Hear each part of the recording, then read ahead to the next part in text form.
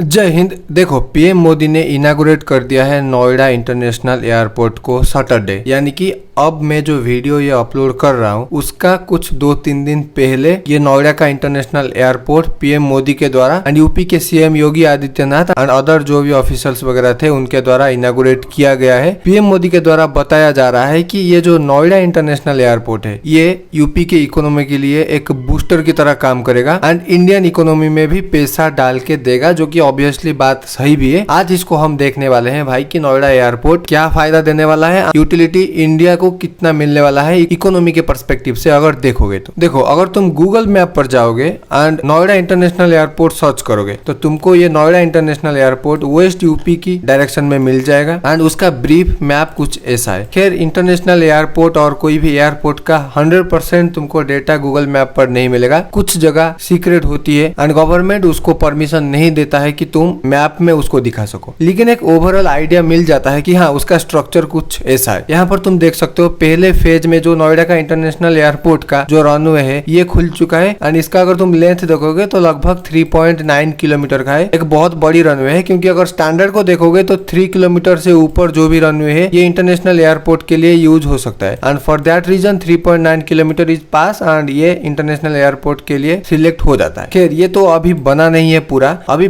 पहली फेज की ओपनिंग हो चुकी है नोएडा इंटरनेशनल एयरपोर्ट की एंड आने वाले 2 से 3 महीनों के अंदर ये कमर्शियल यूज के लिए खुल जाएगा। Indigo, air India, air Asia ये सब अपना अपना एरोप्लेन इस पर लाके ऑपरेशन शुरू करने वाले हैं। लेकिन पहले लाइन पर इंडिगो आकर खड़ा हो चुका है कि भाई मैं नोएडा इंटरनेशनल एयरपोर्ट में अपना पहला फ्लाइट उड़ाऊंगा। अगर तुम इस एयरपोर्ट की टोटल एरिया को देखोगे लगभग ये एरिया 7200 एकड़ का बना हुआ है एंड अगर तुम इसको एक स्टैंडर्ड पॉइंट ऑफ व्यू से देखोगे तो भाई साहब नो डाउट एक बहुत बड़ा एरिया लिया गया है एंड ये जो रनवे है इसका सिर्फ साइज लगभग 1.3 लाख स्क्वायर मीटर है, जो कि साइज के हिसाब से देखोगे तो बड़ा है भाई। एंड इसको मिला के इंडिया में लगभग 140 एयरपोर्ट बन चुका है एंड उसमें से 35 इंटरनेशनल एयरपोर्ट है एंड ये एयरपोर्ट यानी कि नोएडा इंटरनेशनल एयरपोर्ट, हाँ हालांकि नाम में पता चल जा रहा है, एक इंटरनेशनल एयरपोर्ट है एंड ये इंटरनेशनल पैसेंजर को भी सर्व करेगा। अगर इसकी कैपेसिटी को देखोगे, पहली फेज जो ये खुल गया है ये लगभग 12 मिलियन लोगों को सर्व कर सकता है एनुअली ये एयरपोर्ट पे। लेकिन आने वाले कुछ सालों के अंदर सेकेंड फेज खुलते खुलते लगभग 30 मिलियन 40 मिलियन लोगों को सर्व करेगा। 3-4 साल के बाद जब थर्ड फेज खुल जाएगा तो लगभग 70-80 मिलियन लोगों को ये एनुअली सर्व कर सकता है एंड अगर इसका ऑपरेशनल कैपेबिलिटी देखोगे तो लगभग ये 40 साल का ऑपरेशन कर सकता है। उसके बाद इसको मेंटेनेंस वगैरह की जरूरत पड़ेगी। सबसे इंटरेस्टिंग वाला बात क्या है पता है? इसको इनागुरेट करने की पीएम मोदी के तरीके। अगर तुम Noida international airport Twitter handle पे जाओगे एंड मोदी जी के द्वारा ट्रैक किया गया ये ट्वीट को देखोगे तो यहाँ पर साफ साफ लिखा गया है कि the inauguration of phase 1 of Noida international airport makes a major steps in Uttar Pradesh growth story and India's aviation future. बात इसका नहीं है, बात ये है कि नरेंद्र मोदी जी कैसे इनागुरेट किए हैं ये इंटरनेशनल एयरपोर्ट को। भाई उनका एक सबसे ज्यादा अच्छा बात मेरे को ये लगता है, beside of the politics, इनका कम्युनिकेशन स्किल एंड लोगों को बांध रखने की तरीका चुम्मेश्वरी है भाई। ये जिस तरीके से लोगों को संबोधित किए है ये देखो तुम। पॉलिटिक्स को प्लीज साइड में रखना, सिर्फ एक इंसान की तरह उनकी कम्युनिकेशन स्किल को देखना, ठीक है? भारत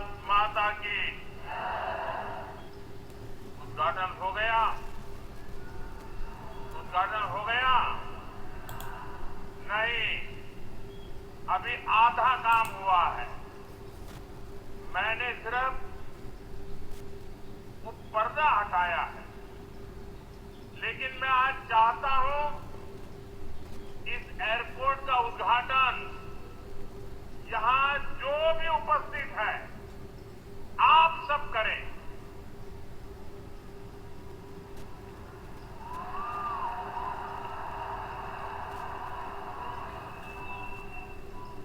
और इसलिए आप अपना मोबाइल फोन निकालिए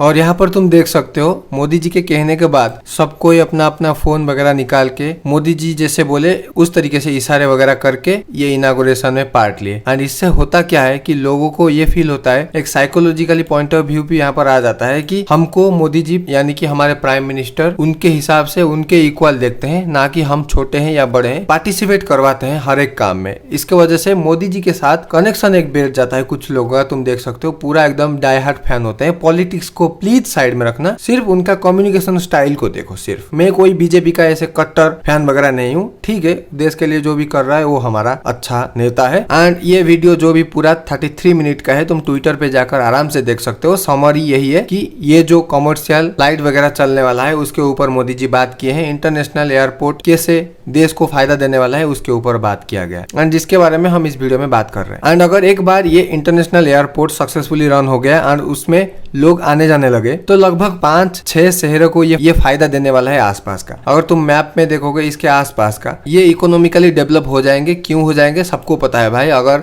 इंटरनेशनल एक पैसेंजर यहाँ पर आता है, 90% ऑफ द टाइम जो भी आता है कुछ ना कुछ एरिया घूम कर जाता है ये, और बाहर के जो लोग हैं उनके पास पैसा तो होता है एंड इसके आसपास के एरिया में ये घूमने के लिए भी चले जाएंगे, ये 500 किलोमीटर के आसपास में। एंड उसके वजह से इकोनॉमिकली अगर देखोगे इंडियन इकोनॉमी में पैसा घुसने वाला है। एंड ये एयरपोर्ट को UP government and Yamuna international airport private limited, जो कि एक सब्सिडरी कंपनी है जूरिस इंटरनेशनल एयरपोर्ट कॉर्पोरेशन का, उसके द्वारा बनाया गया है। एक पब्लिक प्राइवेट पार्टनरशिप तुम बोल सकते हो। कुछ हिस्सा पब्लिक का है, कुछ हिस्सा प्राइवेट कंपनी का है।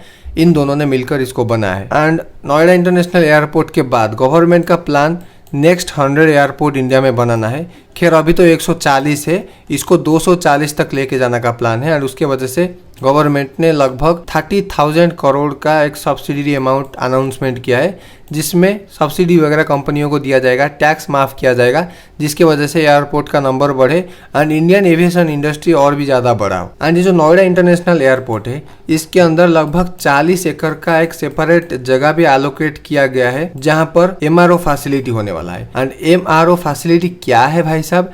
Maintenance, repair and operations. इसमें क्या होता है, जब भी कोई फ्लाइट वगैरह यहाँ पर आता है और लेट्स सपोज उसका कुछ प्रॉब्लम वगैरह हो जाता है, खराब हो जाता है, तो यहाँ पर मेंटेनेंस वगैरह, रिपेयरिंग वगैरह होके यहीं से ही उड़ सकता है, कोई बाहर से इंजीनियर को नहीं बुलाया जाएगा। एंड मेनली इस एरिया में एयर इंडिया अपना MRO फैसिलिटी डेवलप करने वाला है, जिसकी वजह से ये एक दूसरे के प्लेन को सर्विस दे सकते। तो देखते हैं आने वाले टाइम पर क्या होता है। 1-2 साल चलने के बाद ये इंडियन इकोनॉमी में कितना फायदा देते हैं, ये तो आने वाले वीडियोज में ही मैं बना के अपलोड करूंगा एंड तुमको पता चलेगा। So thank you so much for watching this video. This is Manoj this side signing off.